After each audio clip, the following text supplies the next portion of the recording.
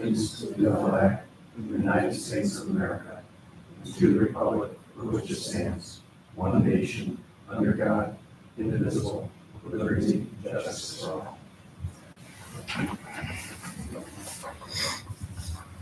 Review the agenda.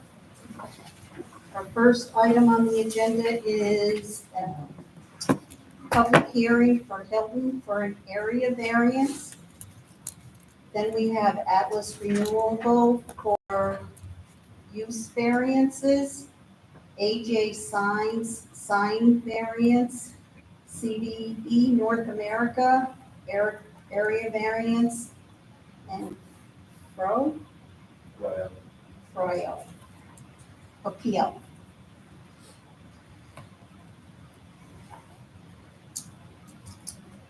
We'll review the draft minutes from our meeting on September 16th, 2024. Have the board members had a chance to review the minutes? Do you have any comments, changes? Okay.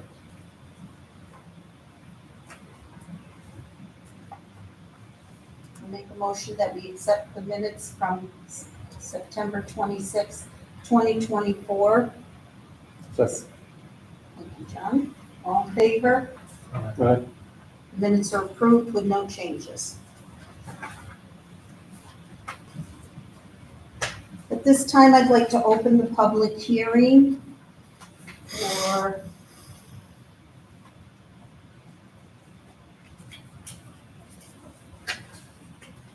Zachary Hilton, 74 North Langmore Lane.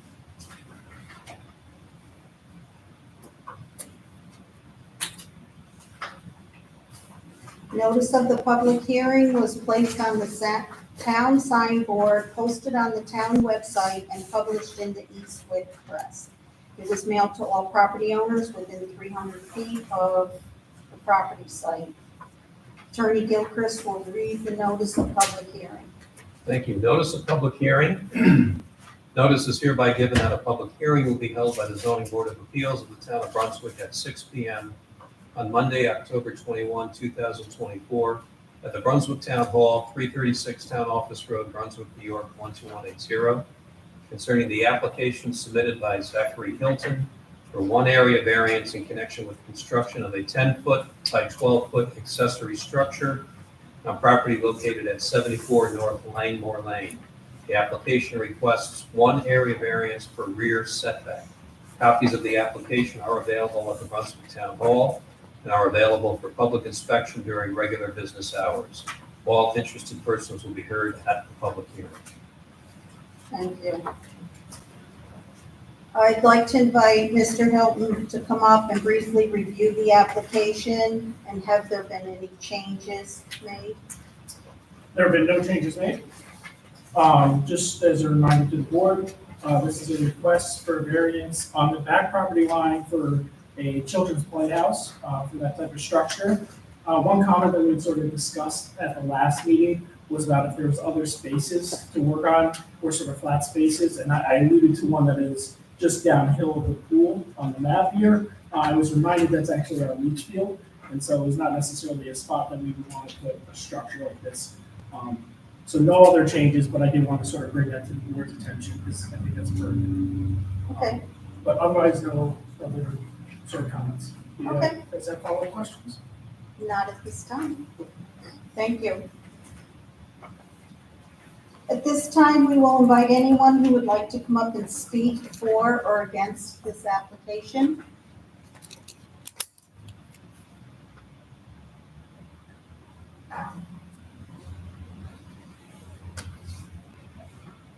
Zoning board members, do you have any questions, comments? No question. Building department, have you received any written comments? None. If there are no further comments or questions, I would make a motion to close the public hearing portion of this application. Would a zoning board member second the motion? I'll say. Thank you. All in favor? Aye. The public hearing is closed. At this time, the zoning board members are prepared to deliberate and act on this application. We'll note that this is a residential application and a type 2 action under seeker, and no further review is needed. We did not receive a letter from Brunswick County on this. I don't believe, like, is this within 500 feet of any I state or don't county highway? think so. Okay. 2 would be the closest, and I don't think it's within 500 feet of that. Okay, I'm not sure there was a trigger for it. all right, good, thank you.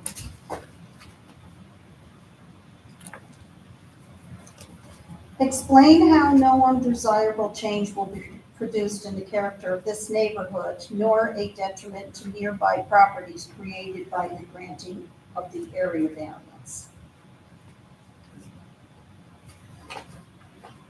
This is a residential neighborhood with an ag overlay. The structure will be located at the rear of the property that abuts to a field, which there are no structures or buildings in that area. Explain why the benefits sought by the applicant cannot be achieved by some method feasible for the applicant to pursue other than an area variance. As the applicant explained, the topography of his property is hilly, and the area where he would like to locate the structure is the only flat location on his property. He did talk about another location tonight, but said that was where his leach field is, so that is not an appropriate location. Describe whether the area variance is substantial. I would say it's not substantial, given what he's putting up and the location in relation to the other places. Thanks, John. Explain how the proposed area variance will not have an adverse effect on the physical or environmental conditions in the neighborhood or district. Well, it's a children's play set, so there's really no environmental concerns with roof of a shed or anything like that, so it's a completely different scenario with this structure. Explain whether the difficulty is self-created. Consideration is relevant, but shall not necessarily preclude the granting of the area variance. Like, so say it's self-created because he wants it, but given the topography of his plot, there's really no other place for him to put it. That would also be a safe spot for his children. Thank you, John.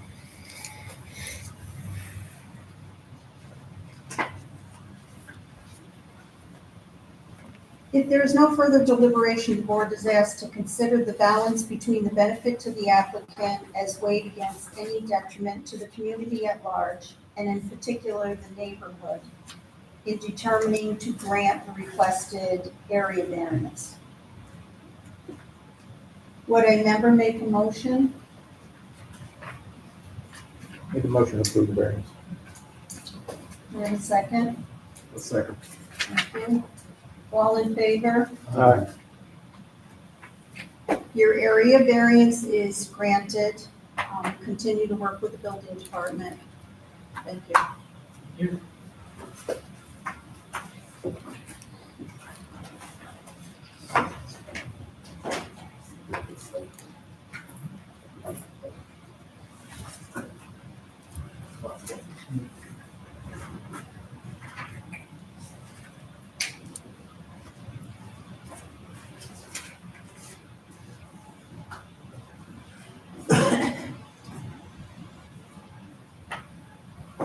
Next item on the agenda is Atlas Renewables, Brunswick and Sickaway Solar Use variances. The applicant seeks 2 use variances to build and operate 2 commercial solar facilities on property located on Shippey Lane and Brunswick Road.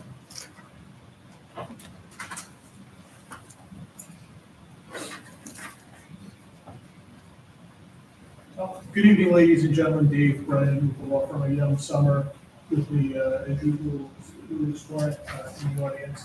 When we were here at the September meeting, we had some homework that we were running, not late, but certainly behind on, which is an additional memo, repackaging what we previously submitted and also providing some additional detail on the applicability of the public utility use variance standard, which I've got on my handout. So I'm not expecting for me to teach like I'm in a lecture hall tonight, so I will not ask you to indulge that. But certainly ask you to take this with you and read it in the intervening month and keep this on the agenda at the next meeting so we can dive into that. But just very quickly to summarize, these two projects were on the agenda for quite a lengthy period of time. At a point in time, the town board decided it was necessary and desirous to impose a moratorium on renewable energy projects with solar. That went into effect, I think it lasted 18 months. And at the end of it, the town board let the moratorium expire without changing the zoning law.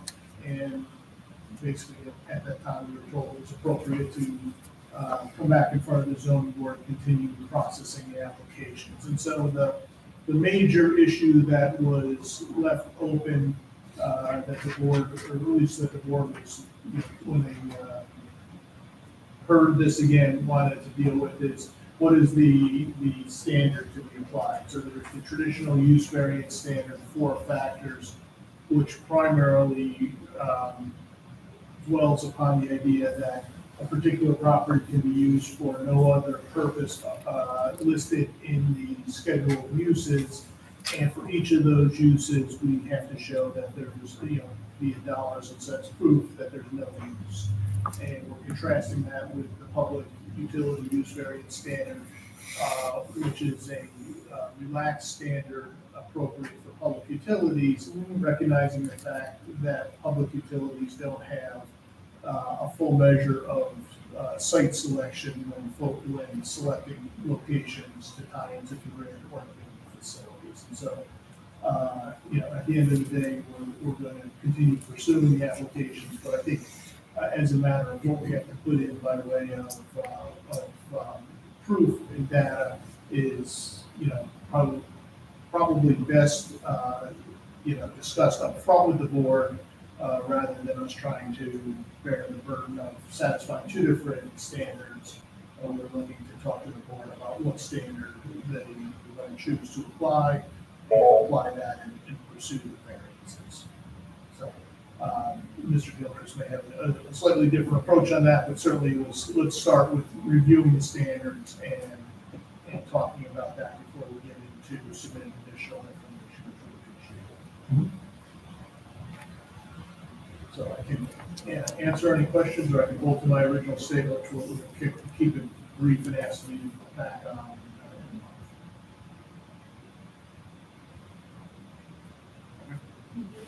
Okay, so we'll put you on the agenda for next. Was there anything else? 11/18, The 18th, November 18th. I believe so.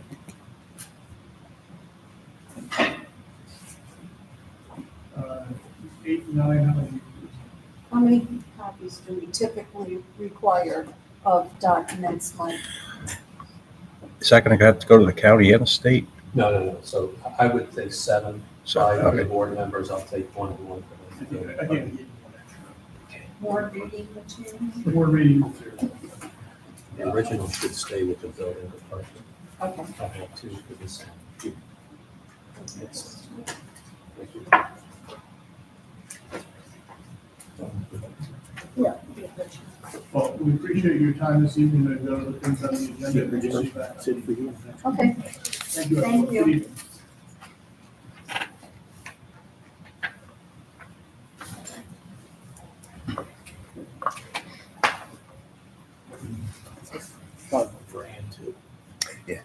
Put that.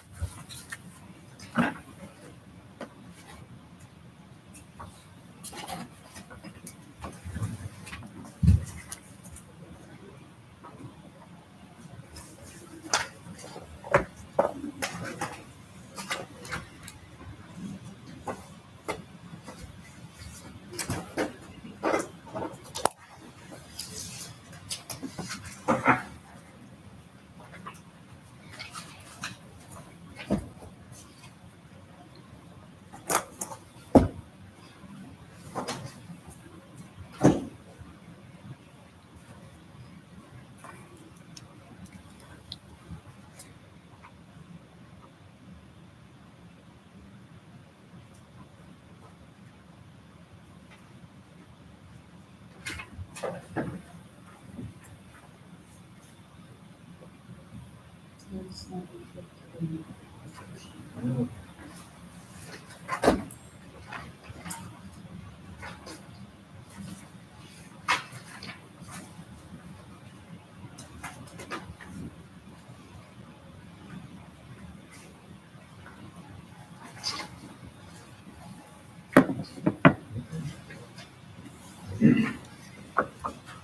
right. It's listed in the rule. It's separate. Well, sign.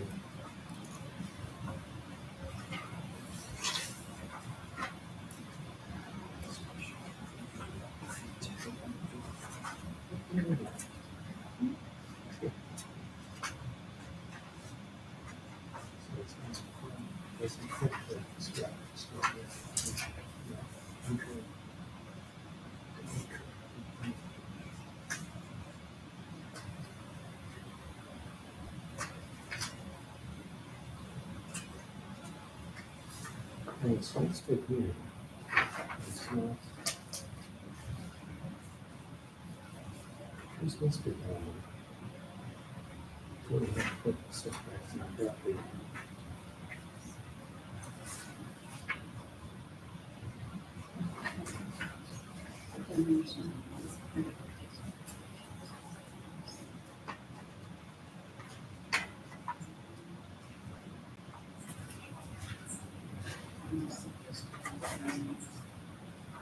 And two, they talk about these things, so.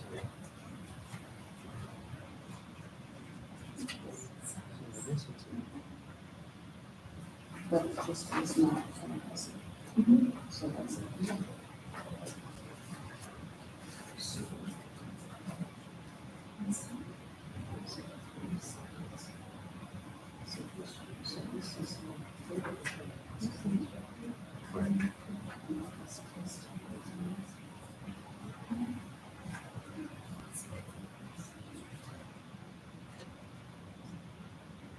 well, in bold, there were customers. That period, that. Yeah. They're like, that's down there, right?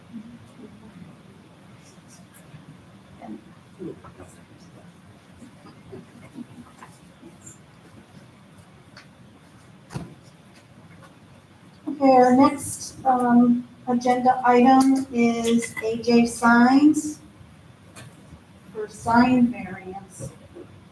Not an area variance. Okay, I'm not- Well, quite frankly, the sign variances are in the nature of area variances because of the open signs. Okay. The applicant seeks 4 sign variances connecting with a business use on property located at 625 Huzik Road. Hi, Hello. does everyone have the copies of pictures that we had provided? Yes. Okay, awesome. I hope that helps. We picked a really good, rainy day to do that, so that was fun. We also didn't leave the temporary sign up for too long because we didn't secure it and we didn't want the wind to take it away, in Music Street. So we put it up and then we left the galvanized panel post. I'm not sure if anyone drove by, just so you could see where the sign would start. So we did leave that in the ground, so hopefully if you were able to drive by, that's helpful. We did take some additional measurements, because I know it's hard to kind of figure out where property lines are. So our sign will start, which is actually the base, which is, 2 inches. Our base will start right where that galvanized panel post is, which is about 9 feet off of the sidewalk.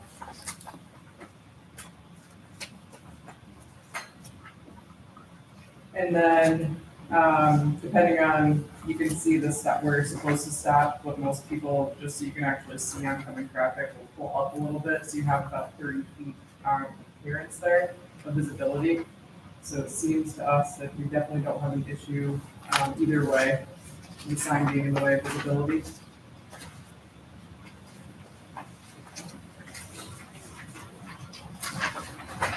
I did speak with my client about eliminating that second wall sign because it's very redundant to have the monument sign. If we are accepted for that, we could remove that side sign from the side of the building. So I think it would be 3 variances. instead of 4.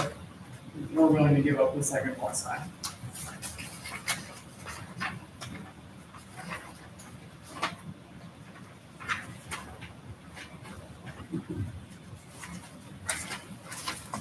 So the wall sign, you said that you could eliminate Yes. if the monument is. Yes, that would be great. It took a little bit of fighting, but I think that makes the most sense. It's most aesthetically pleasing as well. Got a question. Sure. On this, it's not labeled or anything, this is the photo. Yes. Does this depict, like, if I pulled up, because I know there's a white line there before the crosswalk? So does this depict, like, if you were sitting in your vehicle at the stop sign there, what your visibility would be to the left if I'm pulling out? Sorry, can you show me the picture one more time? It's this one.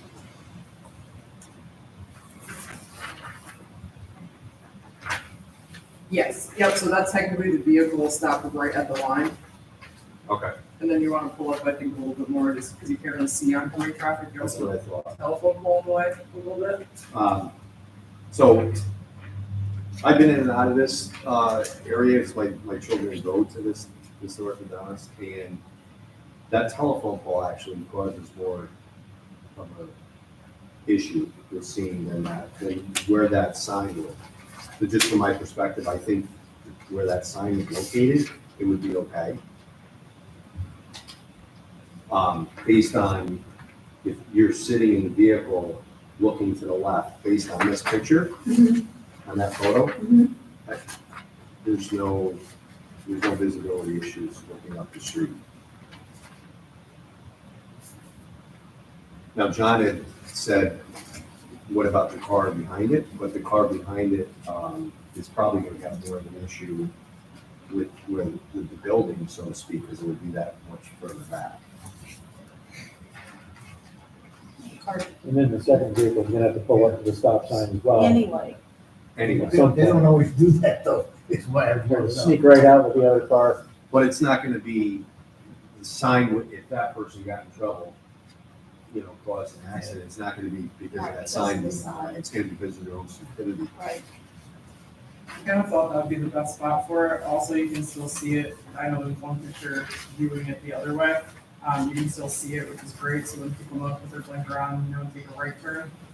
It's a business as well, so we wanted it, far enough back so you're not impairing drivers, but also visible to the other side coming.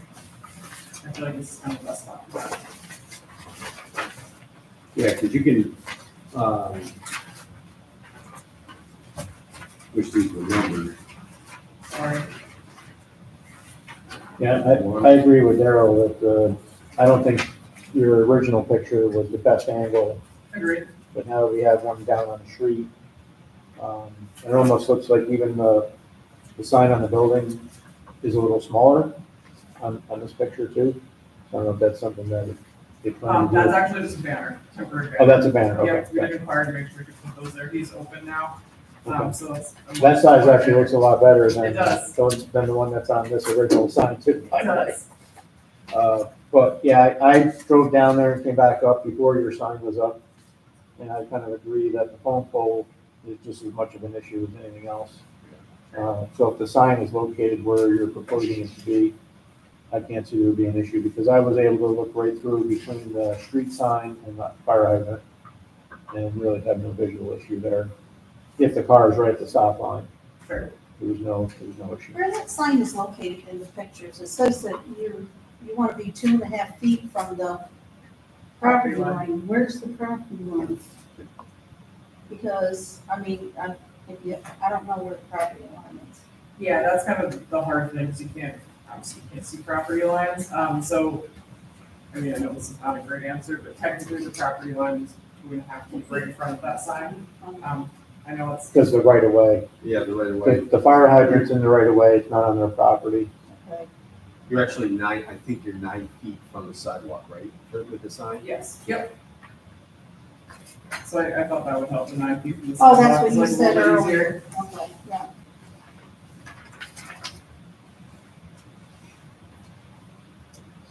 And if there's no pedestrians, you're actually pulling up further into the, because you have it's an incline. I know, So you're right? trying to get the nose of the Yeah, vehicle. I did the same thing. I was actually in the crosswalk, so my truck didn't roll back. I don't, for Most that, people would do the same thing.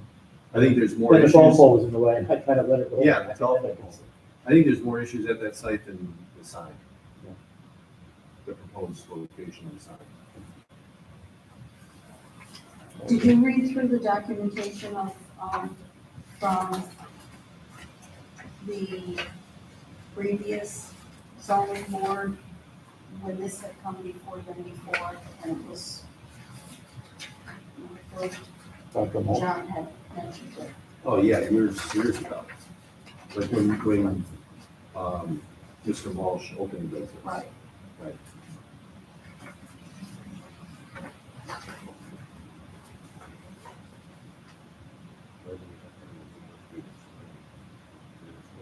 I remember the details.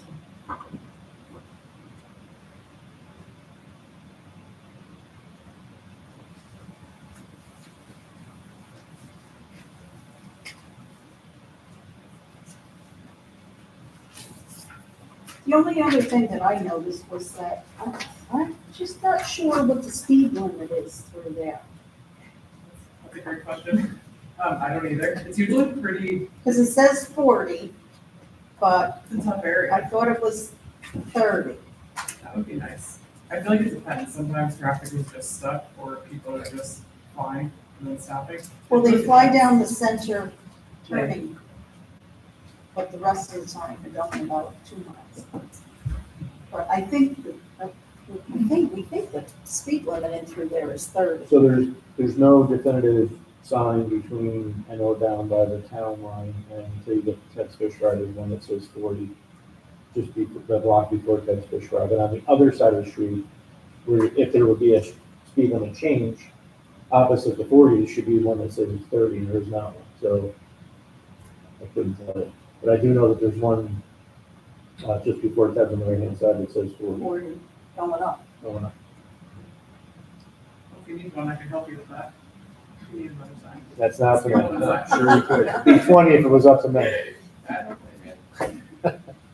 Tough area. Okay, does anybody, members have any other questions? You feel the application is complete, that we could schedule a public hearing? I think so.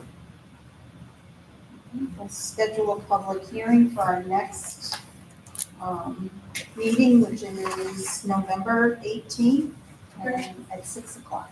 Great. Thank you so much. Just a couple of questions so we have the notice correct. So the request now is no longer 3 signs, it's 2. Yes. And like 2 are allowed, 1 building sign and 1 monument sign. So that would not require a variance for total number of signs. That's correct, yeah. Okay, so that one is no problem. We still have 2 area variances regarding the monument, the freestanding sign. One is the building must be set back 50 feet from the property line. This is 11 feet, so that's a Correct. continuing request. The property frontage must be 150. This was 125 plus or minus. That variance stays. Wall sign. So this, now that the side of the building is being removed, that is eliminated, correct? Yes, please. And then the last one would be the setback for the proposed monument sign from the front property line. Yes. So we've got 1, 2, 3 area variances requested, so we'll note that in the notice. Good? Okay.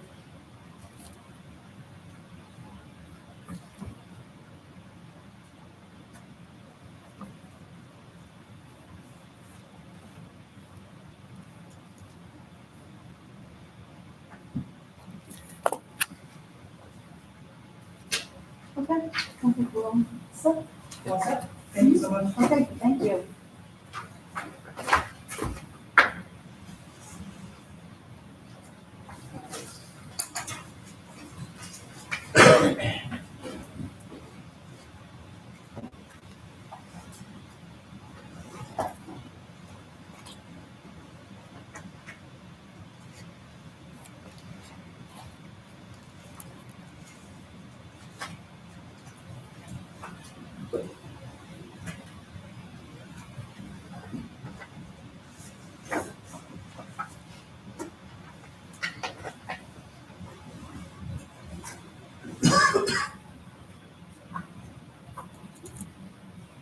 Those are all area variances, those not living sign variances. Correct. Again, they're technically sign variances, but the zoning board has area variance and use variance jurisdiction as well as appeals. They will constitute, since signs are an allowed use there, they will be technically area variances, colloquially called sign variances, but they're area variances. Okay. Next item on the agenda is CBE North America area variance. The applicant seeks one area variance for 4 above-ground utility poles in connection with 2 community solar projects on property located at 511 McChesney Avenue Extension. Not very loud, so I don't know. My name is Carrie Cosentino. I'm with CBE North America. We are proposing 2 solar projects at 511 Chesney Avenue. The town ordinance requires electrical lines to be buried underground. National Grid requires us to meet them above ground at their poles. So that is our ask, is that we are allowed to fulfill National Grid's requirement. Our electric lines will be underground and they'll be in a box until we have to come above ground. The poles are similar to the poles that you see along the roads, I think like 20 feet poles, and they will run along the access road. They'll run along, The access road, okay.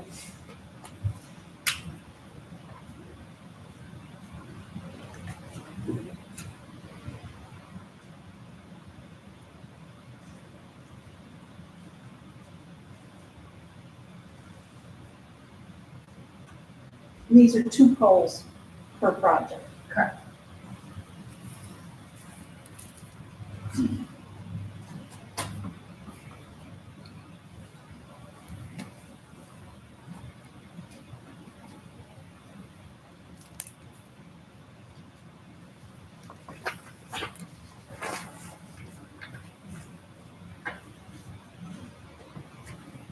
So do you want to speak of what the next steps are for us Sure. here, actually? Do you have any further information you want to present tonight? I know, I mean, we have a visual that we presented at the planning board meeting. I'm happy to show that. We presented, our 2 visual analysis that we completed. But other than that, I think it's a pretty straightforward ask.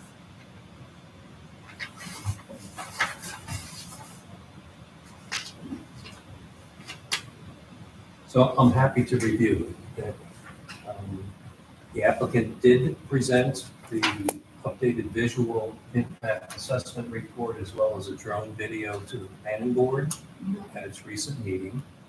The planning board has circulated the coordination notice for secret lead agency. Actually, at the last planning board meeting, that was day 30. Yes. Which is the period under the secret regs for coordination. The planning board would be in a position to declare secret lead agency at an upcoming meeting. Planning board continues to review the environmental assessment form, the visual EAF, the addendum, and the visual impact assessment information, as well as stormwater information, and would be proceeding to consider a secret determination. At that point, the board would also consider a public hearing date, and as has been done in the past with the larger commercial solar projects, I'm sure the planning board would be seeking to hold a joint public hearing with this board, so everyone hears the comments at once. That's kind of procedurally where we're at.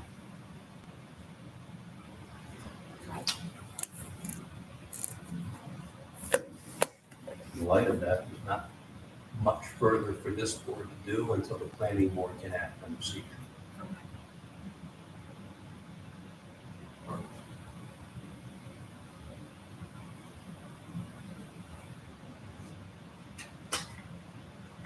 It'd be appropriate if the board had any questions for the applicant to raise them now, or?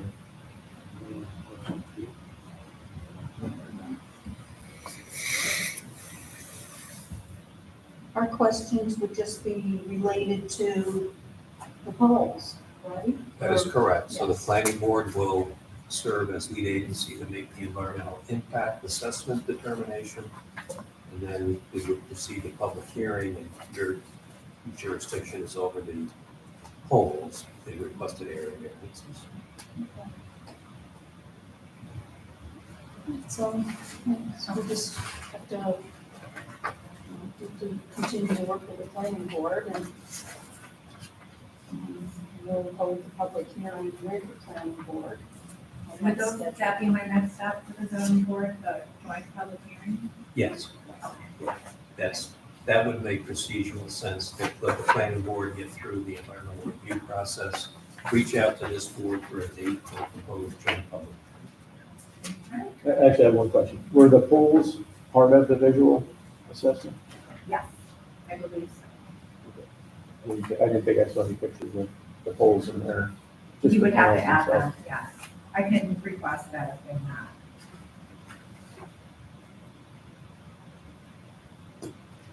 I see one picture with one pole here. I'm not sure if it's the one here. That may be an existing pole. That's an existing pole. Okay. That sounds perfect. Does that look like that was the proposal picture? And this is the It is. live picture? Correct. So I didn't know if that was a pole or not. but-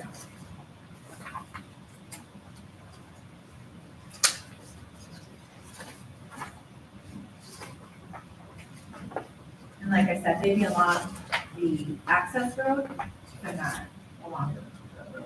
No, just given the topography there, they're obviously fairly tall, so I'm sure you'll be able to see them since you're gonna see the panels. Be nice to be able to see exactly where the poles are as well. Where does the access road come in? There's an existing road, there's an existing driveway. Is it right on the Chesney Avenue extension or is it off town?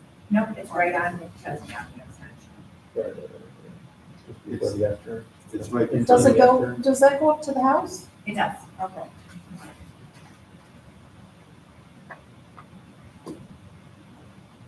I think that would be where it's more one on this one. I can't see. I couldn't even see. The access road, if you Panels can on. take a peek, where that number one is, that would be where you're going to crack.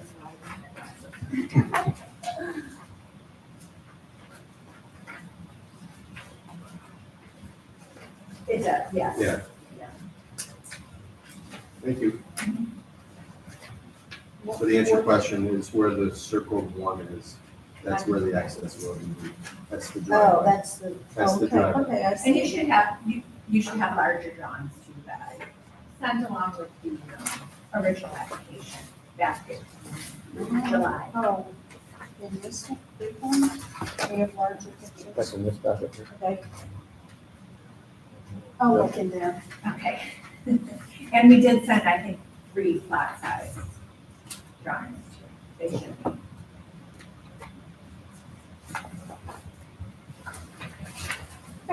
Okay, thank you. Thank you.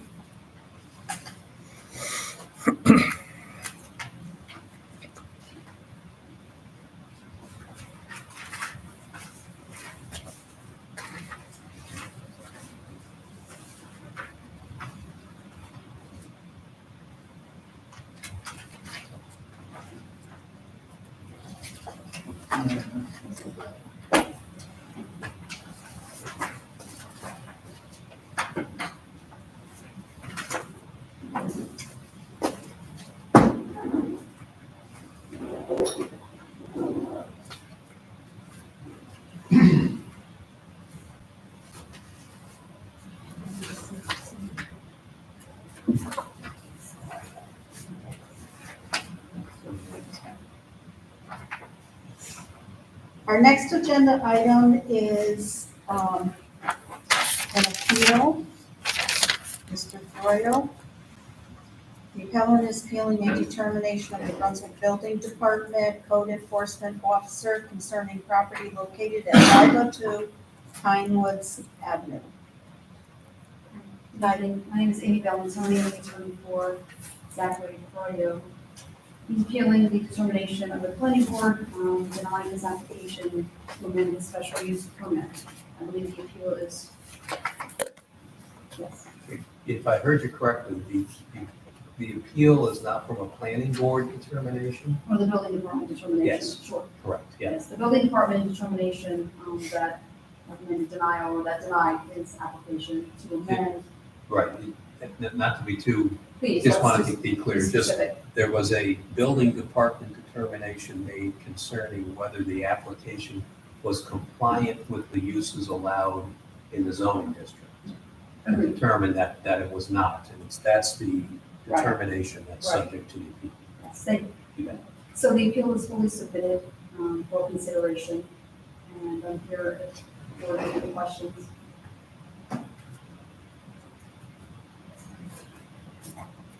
And if not, you would ask that if you sit down for public hearing.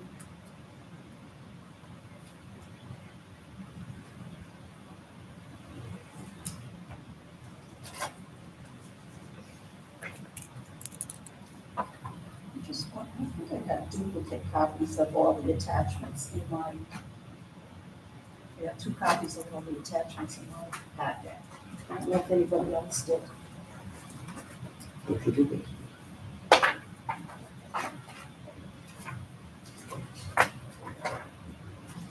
So it was exhibits 1 through 6, Yes. and there was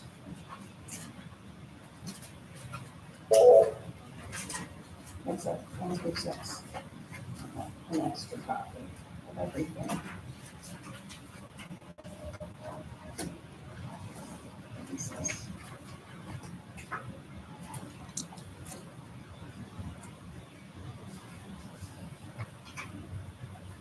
Does anybody have any questions, or what, I mean, what do we do? We're accepting the appeal application, right? Sure, I'll go over procedure in a moment. I would concur that the set that I have appears to have 2 sets of exhibits, but that's okay. You can review that and confirm. It looks like 2 separate, the building department has attached 2 copies of each of the exhibits, but that's. Well, it believes that there is more than. Better more than less, Yes. that's correct, better more than less. Definitely. So yes, the board has recently gone through an appeal, and I'll generally discuss the procedure. Once the appeal's been submitted, it's fully submitted. It does require a public hearing, so it's within the board's discretion to set the public hearing to consider the appeal. The procedure the board has used in the past is to allow the appellant to present its appeal, including all legal arguments as well as record evidence. The building department's determination would then be presented by the building department and the town attorney. Once that's fully submitted in front of you, you have the opportunity to ask questions during the public hearing. It is a public hearing. The public also has the opportunity to present comments. But once the public hearing is closed, then it'll be up to the board to review that, both record evidence as well as the legal positions, and make a determination on the appeal. The time frame within which to do that is 62 days, After the public. after the public hearing has been closed. And recall, your role is to place yourself in the position of making a zoning determination. You will determine whether the building department's interpretation was correct in your opinion, and you'll review the zoning law as well as the legal submissions by the parties. And you'll render your determination. It is an initial determination, meaning you're not bound by the determination of the building department. It will look at those issues fresh and make the determination as to the appropriate analysis under the zoning code. And that will likely result in this case in a written determination that be reviewed and ultimately adopted by the board.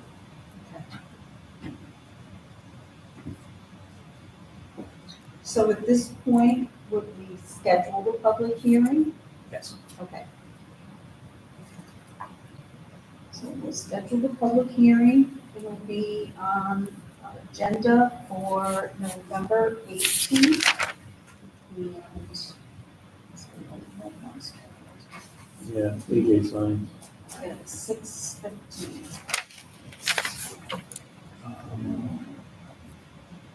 So one thing for you to consider, and that's fine, the other applicants can certainly sit and listen to that. And the agenda is within your discretion. You do have a couple of items, we'll call it a regular business and then the appeal. It's completely within your discretion as to when you want to schedule a public hearing. At 6:15, that's fine, meaning you'll hold your public hearing in consideration of the sign variances you just heard, move directly to the public hearing on the appeal, hear those presentations, hear from the public, and determine how you want to move forward, and then deal with the rest of your business on that agenda. All of that's within your discretion. So 6:15 would be appropriate. I just didn't know if you were saying that we could hold a special I- public hearing for I- just this. I would not, well, again, that's within your discretion, I'm not sure that it's warranted here. So 6:15, it will be noticed. So you're saying that we do the first public hearing at 6 o'clock, and then if we wanted to go through some of our regular And if you could do that, I'm not sure. Appeals generally do take a little bit of time. And that's okay. And we can do that at 6:15 and end as long as the presentations as well as the public comments end. And when that's done, within your discretion on whether you want to close the public hearing, keep it open, however you want to proceed, and then move forward with the balance of your business agenda. Entirely appropriate. That's within your schedule and discretion.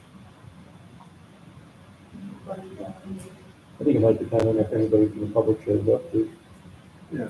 Fair point. So we could call it, open meeting, and then if there's anybody here and finds it's gonna be more of a lengthy situation, we'll probably table it to the end of regular business.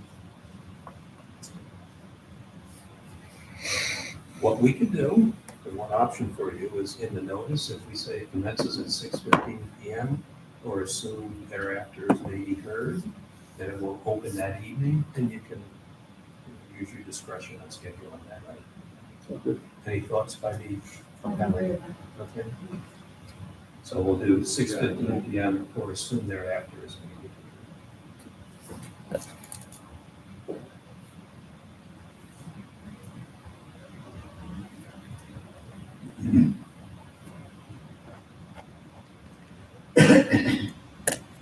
Okay, we're scheduled for 6:15 on November 18th. Okay, thank you so much. Thank you.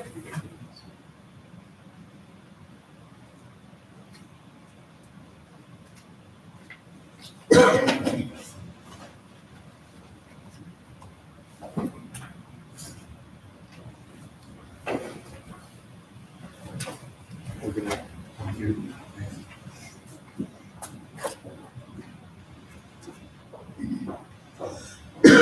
Andy, yes. did the planning board ever vote on this? No. That's, I kept looking in the minutes, that's, I was sure. No, it didn't. Things mentioned the planning board, and I kept looking for the planning Yeah. board. So I didn't miss it, it just. No, there. so what happens is when an application comes in, a proposal in front of the planning board needs to be for a use that's allowable in the zoning. We're still on. And so they did accept the application, they scheduled a public hearing. During the course of the public hearing, the issue arose as to whether the use, the proposed use, was allowed in that zoning district under the Brunswick zoning law. That prompted the board to say, we need that, that's not a planning board decision. The planning board doesn't interpret the zoning law. The building department code enforcement officer does in the first instance. They turned to the building department and said, we need a determination on that. The determination was issued saying it wasn't a use allowed in the zoning district. Once that was rendered, planning board did not have the jurisdiction to proceed. That allowed the applicant now the appellant to say, we disagree with the building department, and we want the zoning board to review it. And that should.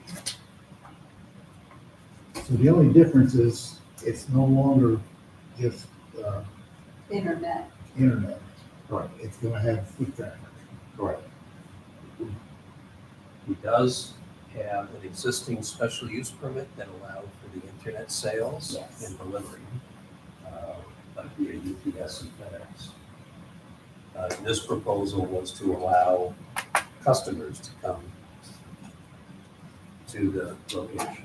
And that prompted the question, well, does that change the use? And if yes, is that use allowable in the zoning district? And the building department's determination was that proposed amendment to allow customers to come was not allowable under the zoning law for that zoning district.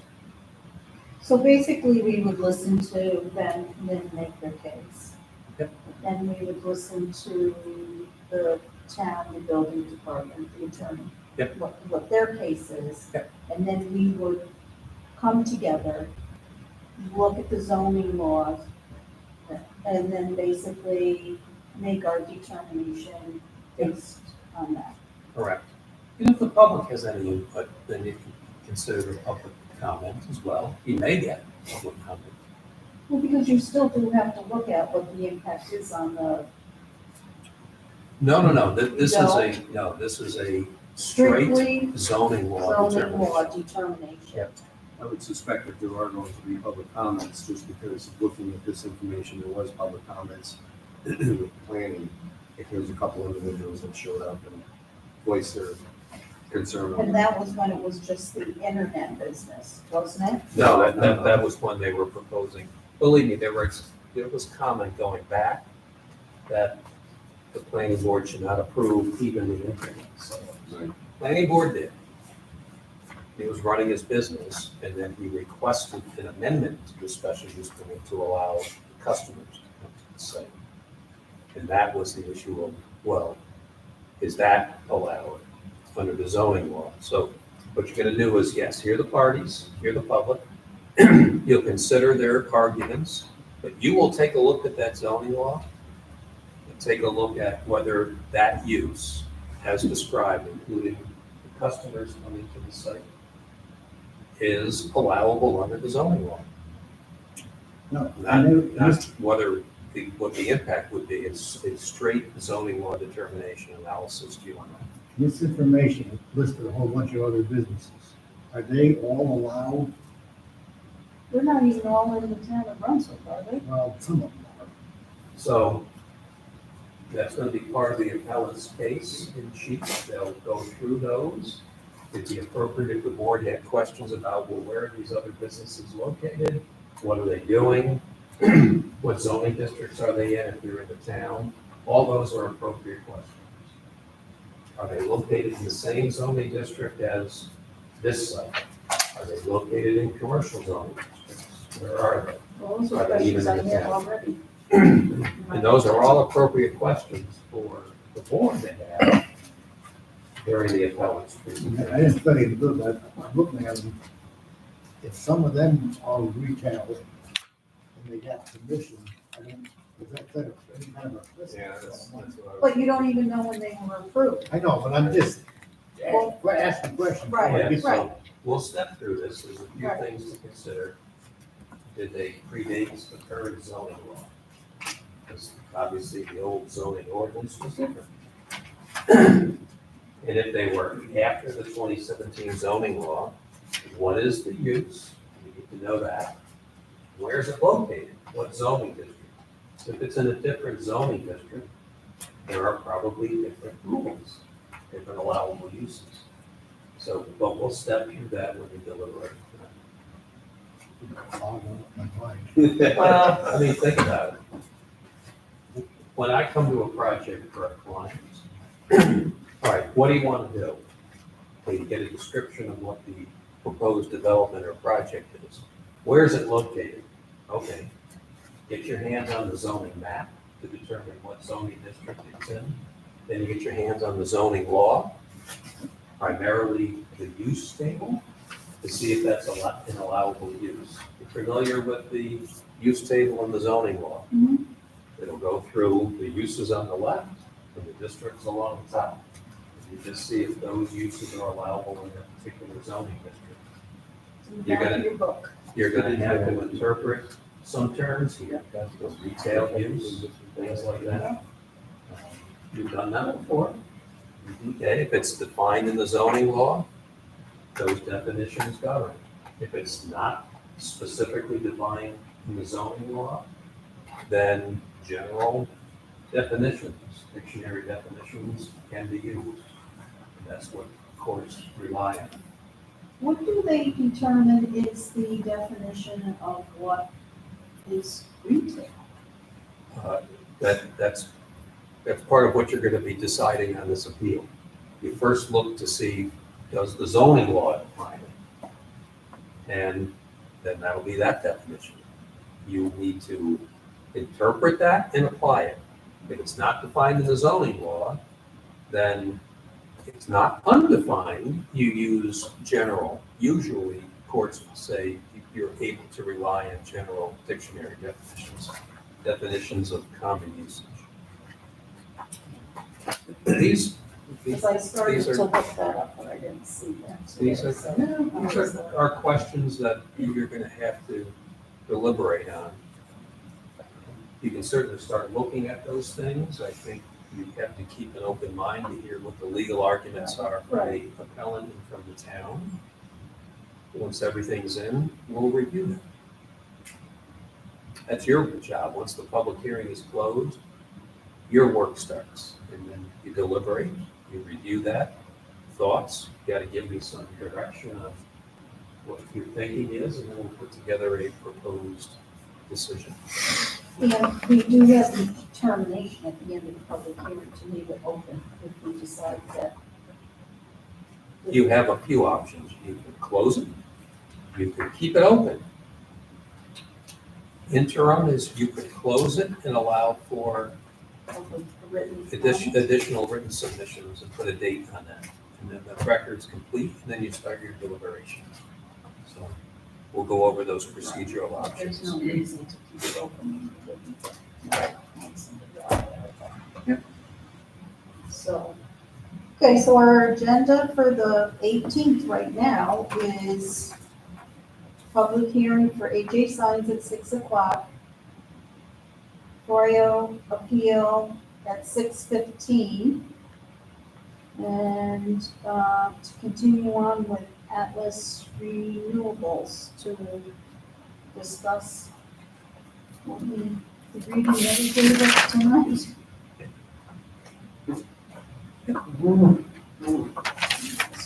There. Yeah. Make a motion to close the meeting. Okay, is there a second? I'll second Okay, all in favor? Aye. Zoning meeting is adjourned. Andy, Yes. let me cut my eye here.